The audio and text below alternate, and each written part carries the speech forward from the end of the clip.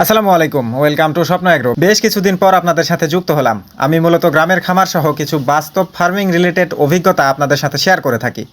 আজ আছি আমার ছোট পুকুরে, নতুন করে আবার মাছ চাষের প্রস্তুতি শুরু। গতবারের মাছ ধরে নেওয়ার পর এভাবেই পুকুরটা পড়েছিল। পুকুর খনন ও পাড় উঁচু এবং মোটা করার কাজ চলছে। গত সিজনে এখানেই ভিয়েতনামি কই, কিছু শিং, কিছু ট্যাংরা মাছ দিয়েছিলাম। শুরুতে মোটামুটি সব কিছু ভালোই চলছিল, আর সেটা আপনারা জানেন, আপনাদের সাথে অনেকবার ভিডিও শেয়ারও করেছি। মাছগুলো ধীরে ধীরে বড়ও হচ্ছিল, আপনাদেরকে বহুবার দেখিয়েওছি। কিন্তু সমস্যা হলো বর্ষা মৌসুমের শেষের যে বর্ষাটা হলো, তখন এত বেশি পরিমাণ বৃষ্টি হয়েছিল এক রাতের বৃষ্টিতে।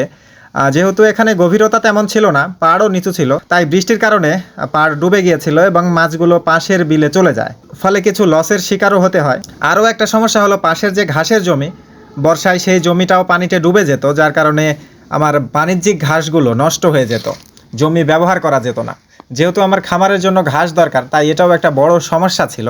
এই সমস্যাগুলোর কথা চিন্তা করে এবছর একটা সিদ্ধান্ত নিয়েছি, পুকুরটা নতুন করে খনন করে পাড় উঁচু ও মজবুত করব এবং ঘাসের জমিতে মাটি দিয়ে আরও উঁচু করব। এতে আমার বর্ষার পানিতে ঘাসের জমিটা আর ডুবে যাবে না, ফলে ঘাস ভালোভাবে জন্মাবে এবং উৎপাদনটাও বাড়বে। আমার খামারে যে ঘাসের চাহিদা থাকে, সেই চাহিদা অনুযায়ী যোগান দেয়া আল্লাহর রহমতে ঠিকঠাক সম্ভব হবে আশা করা যায়। মোটামুটি উঁচু করার চেষ্টা করা হচ্ছে যেন আর পানিতে না ডুবে যায়। এটাই হলো ঘাসের জমির বর্তমান অবস্থা। এটা কিন্তু আমার বড় ঘাসের জমি না, এটা ছোট ঘাসের জমি।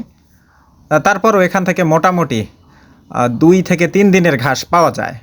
দেখতে পাচ্ছেন যে মাটিটা কাটা হচ্ছে। শুরুতেই কিছু গালা টাইপের দোআঁশ মাটি থাকলেও এখন পুরোটাই লাল মাটি।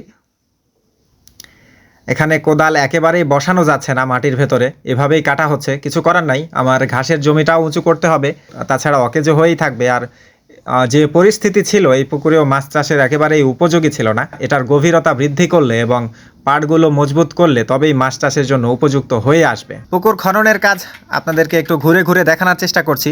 পুরোটাই লাল মাটি। কোদালের যে কোপ বলা হয়, সেই কোপটা বসালে সর্বোচ্চ 1 আঙ্গুল বা 2 আঙ্গুল, কোথাও কোথাও এর বেশি কিন্তু মাটিতে প্রবেশ করানো যাচ্ছে না। এভাবেই কষ্ট করে কাটা হচ্ছে। একদিনে কিন্তু এই কাজটা সম্ভব হয়ে ওঠেনি। আমি শুরুর দিনের কিছু ভিডিও রেকর্ড করে রেখেছিলাম, আজ আবার কিছুটা দেখানোর চেষ্টা করছি। বেশ কয়েকদিন কাজ করার পর এই অবস্থায় এসেছে। আরও বেশ কয়েকদিন কাজ করতে হবে, তবে এই পুকুরটা প্রস্তুত হয়ে আসবে এবং ঘাসের জমিটাও হয়তো প্রস্তুত হয়ে আসবে ইনশাল্লাহ। এবং পুকুর প্রস্তুত হয়ে আসলে আবারও কই মাছ চাষেরই পরিকল্পনা করে রেখেছি আগে থেকেই, সেভাবেই তৈরি করব ইনশাল্লাহ। আমি মাছ চাষে একেবারেই নতুন, ভুলভ্রান্তি হলে আপনাদের জানা থাকলে ধরিয়ে দেওয়ার চেষ্টা করবেন।